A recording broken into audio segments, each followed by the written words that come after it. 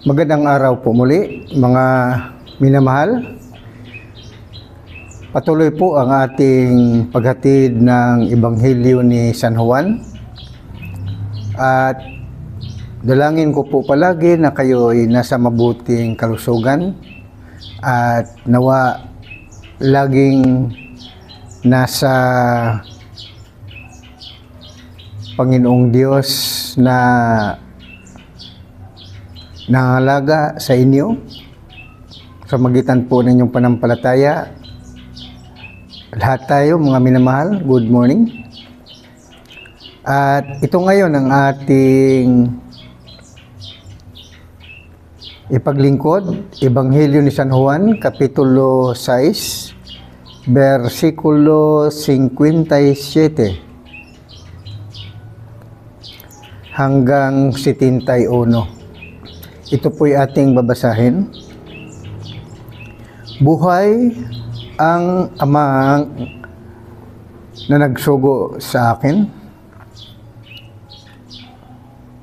at ako'y nabubuhay dahil sa Kanya. Gayon din naman, ang sinumang kumain sa akin ay mabubuhay dahil sa akin. Ito ang pagkaing bumaba mula sa langit. Ang kumain nito'y mabubuhay magpakailanman, at hindi ito katulad ng kinain ng inyong mga magulang sa ilang. Namatay sila bagamat kumain niyon. Sinabi ito ni Jesus nang siya'y nagtuturo sa sinaguga sa Capernaum. Narinig ito ng kanyang mga alagad, at marami sa kanila ang nagsabi, mabigat na pananalita ito. Sino ang makatatanggap nito? Alam ni Jesus na nagbulong-bulungan ang kanyang mga alagad tungkol dito. Kaya sinabi niya, dahil ba rito'y tatalikuran na ninyo ako? Gaano pa kaya kung makita ninyong umaakyat ang anak ng tao sa dati niyang kinaroroonan? Ang Espiritu ang nagbibigay buhay, hindi ito magagawa ng laman. Ang mga salitang sinasabi ko sa inyo ay Espiritu at buhay. Ngunit may ilan sa inyong hindi nanalig, sapagkat talastas ni Jesus buhat pa noong una kung sino-sino ang hindi nanalig sa Kanya at kung sino ang magkakanulo sa Kanya. Idinugtong pa niya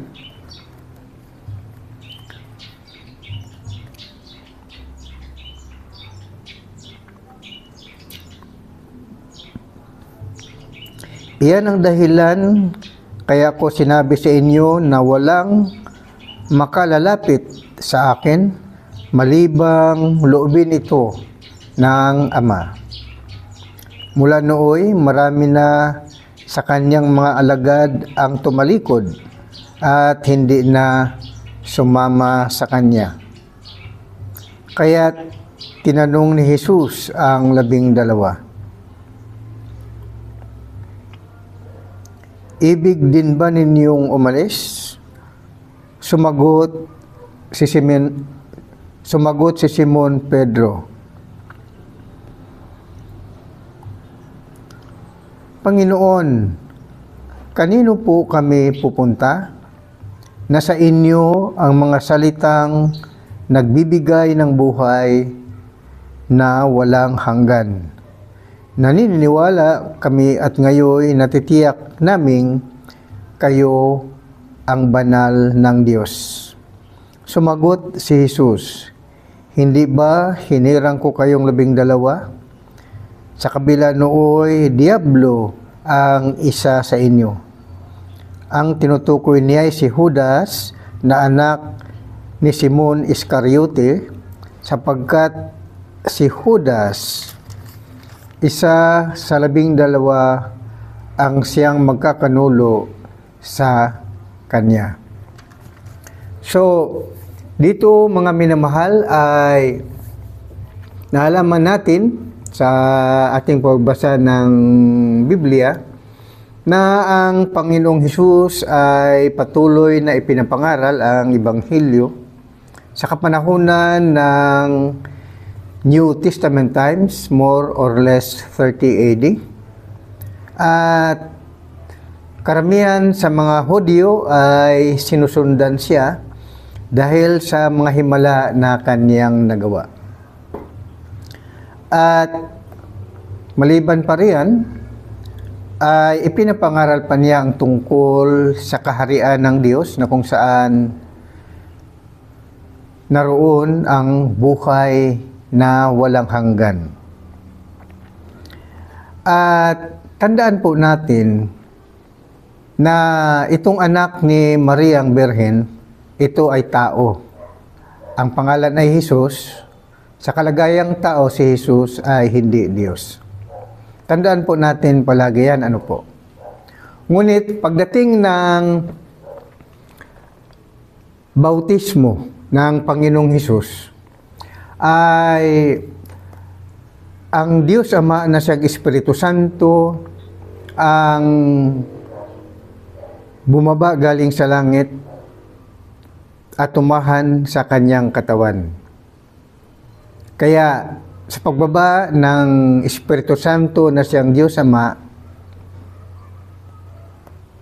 nagsasalita ang Diyos Ama na siyang Espiritu Santo, ikaw ang minamahal kong anak na lubos kong kinalulugdan.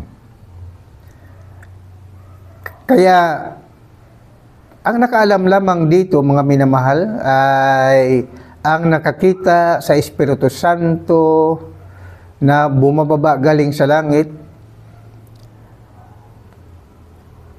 Isa sa mga nakakita sa pagbaba ng Espiritu Santo na anyong kalapati ay si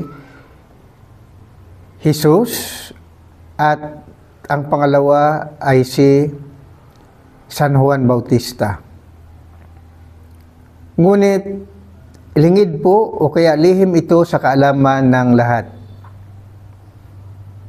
Hindi alam ng mga Hudyo ang mga pangyayari. Dahil ang pinahayagan lamang dito ay mismo ang Panginoong Hesus at si Juan Bautista. Later on, ay ipinahayag din ng Panginoong Hesukristo ang kanyang lihim doon sa kanyang mga alagad, kaya sinasamba siya ng kanyang mga alagad dahil alam nila na ang Diyos Ama na siyang buhay na Diyos ay nanahan sa katawan ni Hesukristo. Kaya nang sinabi ni Hesukristo sa versikulo 57, buhay ang Ama na nagsugo sa akin at ako'y nabubuhay dahil sa Kanya. Gayon din naman, ang sinumang kumain sa akin ay mabubuhay dahil sa akin. Ito ang pagkaing bumaba mula sa langit. Ang kumakain nito ay mabubuhay magpakailanman. Hindi ito katulad ng kinain ng inyong mga magulang sa ilang. Namatay sila bagamat kumain niyon. Sinabi ito ni Jesus nang siya ay nagtuturo sa sinagoga sa Capernaum. So dito mga minamahal ay pinapatutuhanan ni Jesus na ang buhay na Diyos, ang kanyang Ama, na nagsugo sa kanya ay nasa loob ng kanyang katawan. Yan po ay sa karagdagang kaalaman, nasusulat po yan sa Lucas Kapitulo 4, versikulo 18. Kaya sinugo siya upang mangaral ng magandang balita ng kaligtasan at ibalik ang Israel sa Diyos upang mapatawad sila sa kanilang mga kasalanan. So sa kanyang pangaral, Dahil hindi po alam ng mga Hudyo na siya ang kanilang Mesiyas, ay hindi nila matanggap ang sinabi ni Jesucristo. Sa versikulo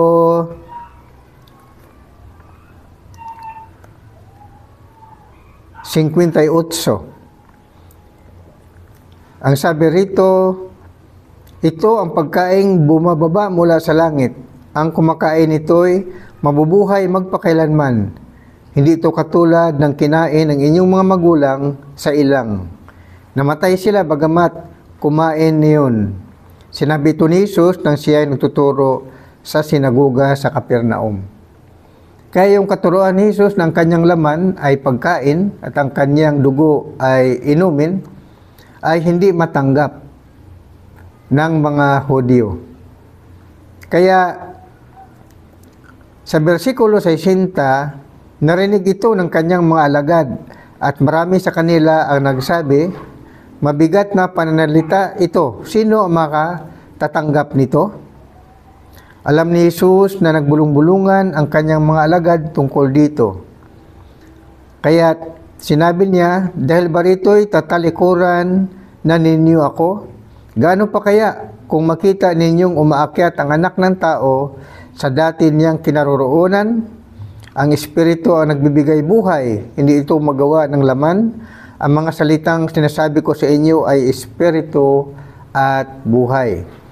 Kaya nang marinig ng mga Hudyo, karamihan sa kanila, ay hindi nila mapaniwalaan ng laman ni Jesus ay pagkain at ang kanyang dugo ay inumin upang ang sinumang kumain ng kanyang laman at uminom ng kanyang dugo ay magkaroon ng buhay na walang hanggan. Kaya tumalikod ang libo-libong mga Israelita na mga naging alagad niya dahil sila ay nakatanggap ng kagalingan ng kanilang mga sakit at kumain din sila ng himala ng tinapay na nabusog sila kahit sila ay 5,000 ay pinakain sila ng Panginoong Hesus magitan lamang ng 5 pirasong tinapay at 2 isda. Ngunit, pinagsabihan sila ni Jesus na siya ang tunay na tinapay na buhay na nanggaling sa langit. At ang nakain nila, na ibinigay ni Jesus sa kanila, gayon din ang pinakain ng Diyos doon sa ilang, sa kanilang mga magulang, lahat noon ay makakabusog sa kanila, ngunit muli silang magutom. Pero iba ang kanyang laman at dugo. Na kung kainin nila ang kanyang laman at inumin ang kanyang dugo, sila ay mabuhay magpakailanman. Kaya dahil dito ay tinalikuran siya dahil literal ang kanilang pagkaunawa.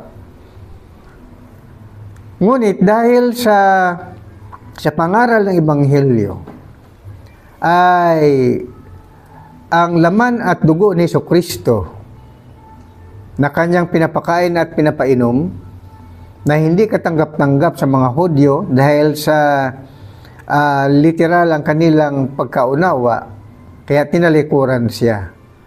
Ngunit kung nagpatuloy sana sila ng pakikinig ng Ebanghelyo, ang ibig sabihin ng Panginoon Jesucristo ay siya bilang buhay na tinapay, ang kanyang laman at dugo ay sa pamamagitan ng pagputol-putol ng tinapay na ordinaryong tinapay na para sana sa isang seremonyas na darating. Kaya lang, dahil hindi sila nagpatuloy ng pagkikinig ng salita ni Jesucristo, hindi nila maunawaan ang sinasabi. Dahil doon sa Ebanghelyo ni San Mateo ay ipinakilala at ipinahayag ni Jesucristo na ang kanyang laman ay katulad ng tinapay. at ang kanyang dugo ay katulad ng alak ng ubas. Na kung ito'y sa magitan ng panampalataya sa kanya na siya ang tinapay na buhay, sa magitan ng seremonyas ay ang mga sumasampalataya sa kanila, lahat ng mga Hudyo o kung sino man, ay magiging mga anak ng Diyos. Dahil magiging kabahagi sila ng laman ni Jesucristo.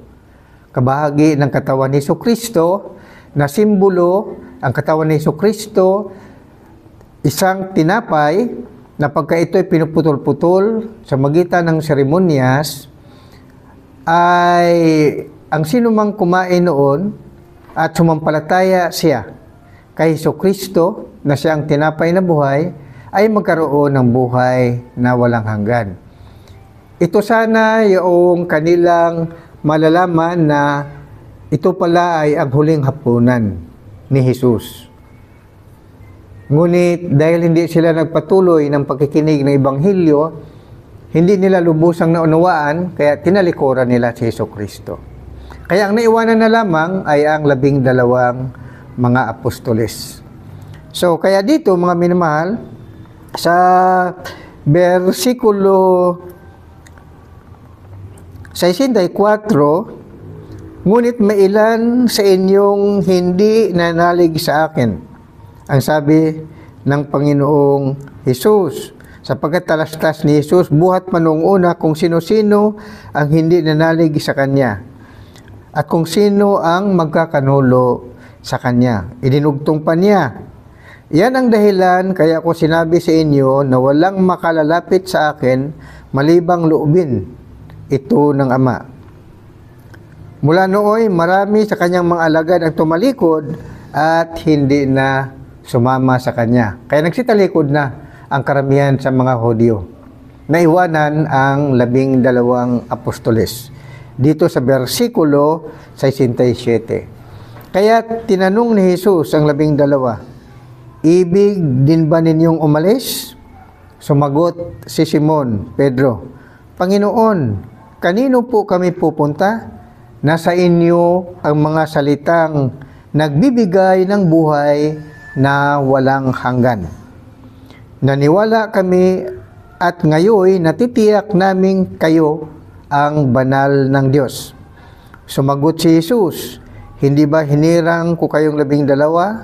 Sa kabila nooy, Diablo ang isa sa inyo.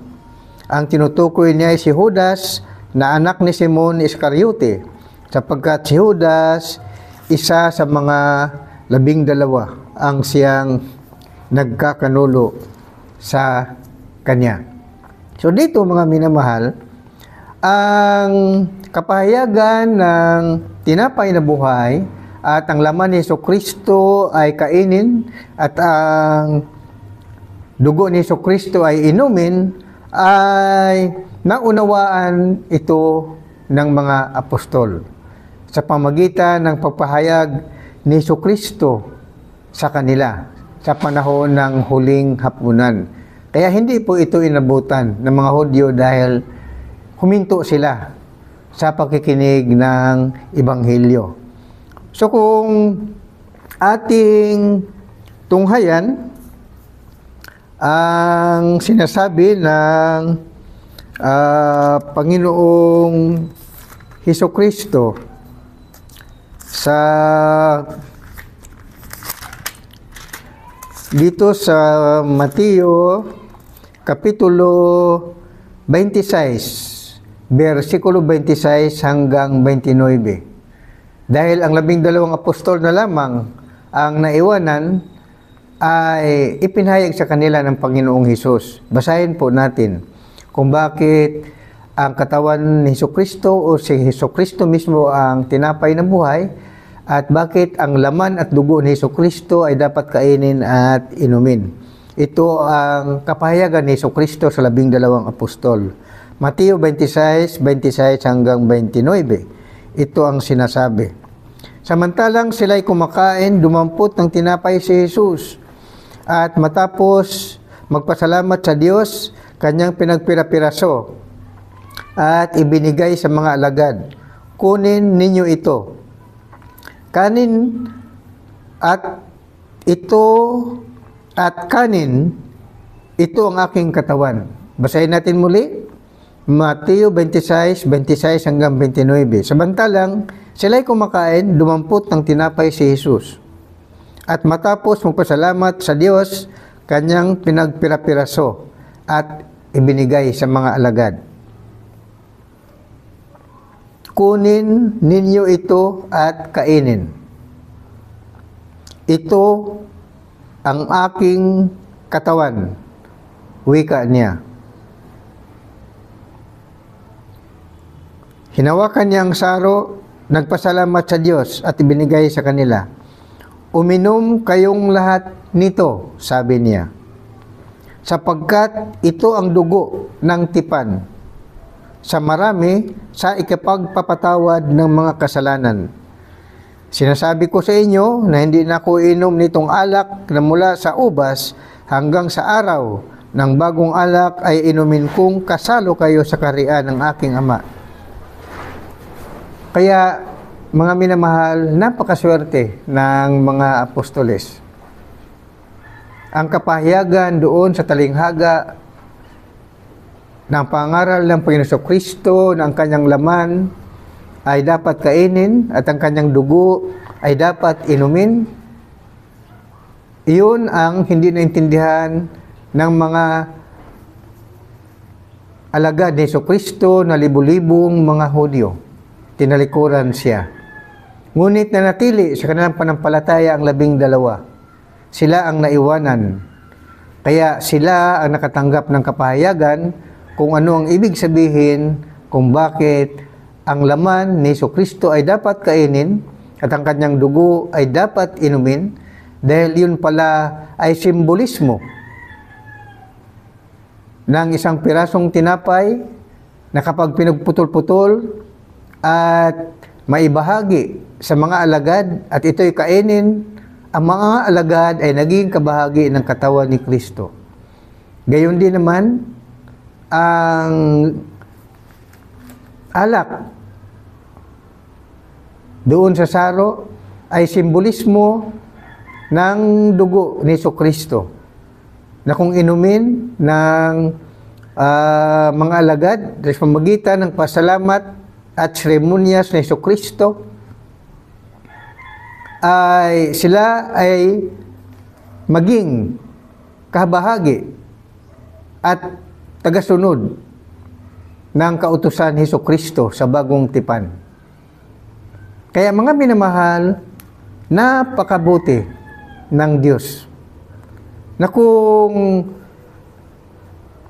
tayo mismo ay magpatuloy sa ating pagkikinig ng pangaral ng Ebanghelyo ni San Juan, ay ating makikilala ng lubusan si Jesus. Na sa kapanahunan ng New Testament times, ang nangaral mismo ay ang Diyos Ama na siyang Espiritu Santo na tumahan sa katawan ni Kristo. Kaya nga si Kristo ay anak ng Diyos na buhay. Bakit? Dahil ang Diyos na buhay na siyang Espiritu Santo na Ama ni Kristo ay tumahan sa kanyang katawan. Kaya siya ay anak ng Diyos na buhay. Kaya sabi ni Simon Pedro, nakikilala ka namin, ikaw ang anak ng Diyos na buhay. Dahil alam nila na ang Diyos Ama ay nanahan sa katawan ni Kristo. Kaya sinasamba nila ang pangalan ni Jesus. Tandaan po natin, sa kalagayang tao, si Kristo ay hindi Diyos. Yan po ay sa kapanahunan ng New Testament,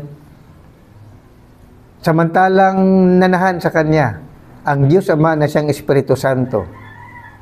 So, ang katawan ni Kristo ay katawan ng Diyos. Ang katawan ni Kristo ay templo ng Diyos.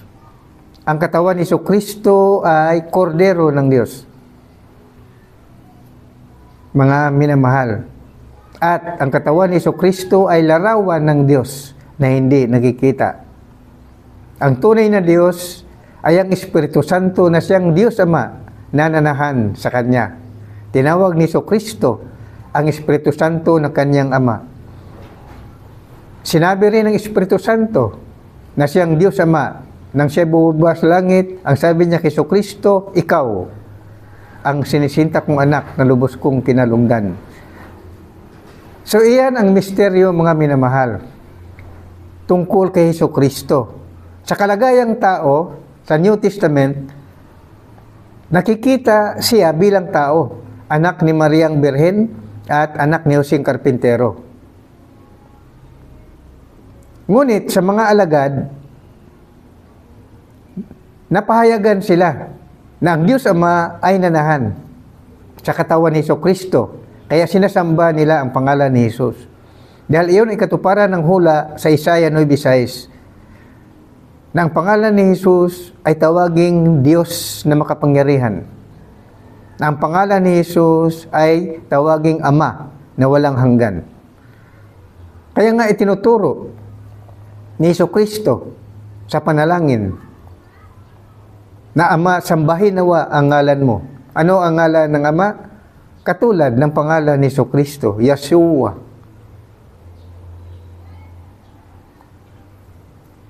YHWH is salvation. Yahweh is salvation. Jehovah is salvation. Yan po ang pangalan ni Jesus. Yeshua. Kaya tatawagin siyang Emmanuel, God with us. Kaya God with us dahil ang tunay na Diyos na siyang Espiritu Santo na Diyos Ama ay nanahan kay Kristo.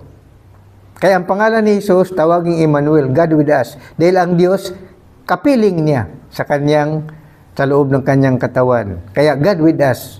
Ang pangalan ni Jesus, Emmanuel. Ibig sabihin ng Emmanuel, yan ay Hebrew sa salin, sa English, God with us.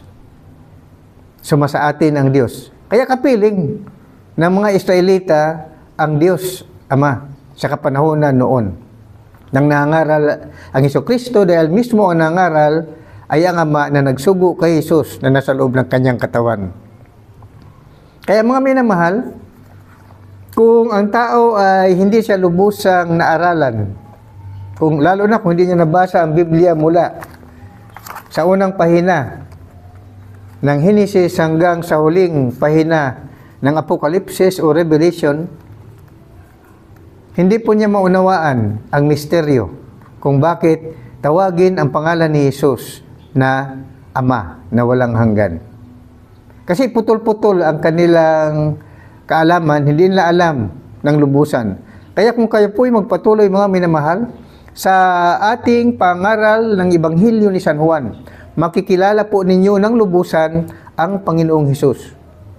Kaya kung kayo tanggapin ninyo si Jesus na inyong Panginoon at tagapagligtas, meaning Diyos at Ama na walang hanggan, magkaroon kayo ng buhay na walang hanggan. Bakit? Nasa kanyang pangalan ang buhay na walang hanggan dahil ang pangalan ni Jesus, Yeshua, Jehovah is salvation, Emmanuel, God with us. Si Kristo sa katawang tao during New Testament, hindi siya Diyos. Ngunit ang Diyos Ama na siyang Espiritu Santo na tumahan sa Kanya, yun ang tunay na Diyos. Kaya ang pangalan ni Jesus, Yeshua, Jehovah is salvation, Emmanuel, God with us. Isaiah 9:6, ang pangalan ni Jesus ay sampalatayanan natin na ang pangalan ni Jesus ay pangalan ng Ama na walang hanggan. Kaya kung sino man ang tatanggap at sumampalataya ng pangalan ni Jesus ay Diyos na makapangyarihan at Ama na walang hanggan, ikaw na tumanggap sa pangaral ayon sa Ebanghelyo ni San Juan ay Juan 1, versikulo 12, sila nga'y maging anak ng Diyos. Ang sabi rito, ngunit ang lahat ng tumanggap at nanalig sa Kanya ay pinagkalooban niya ng karapatang maging anak ng Diyos Sila nga ay naging anak ng Diyos. Hindi dahil sinilang sila ayon sa kalikasan, ni sa pita ng laman, o sa kagawa ng tao, ang pagiging anak nila ay buhat sa Diyos. So, kung sino man ang maniwala sa pangalan ni Jesus, ng kanyang pangalan ay Diyos na makapangyarihan at Ama na walang hanggan, ikaw, kapatid, ay magiging anak ng Diyos. Good morning. Magandang at mapagpalang umaga sa ating lahat. Praise God. Alleluia, alleluia, alleluia. Amen and amen. God bless us all.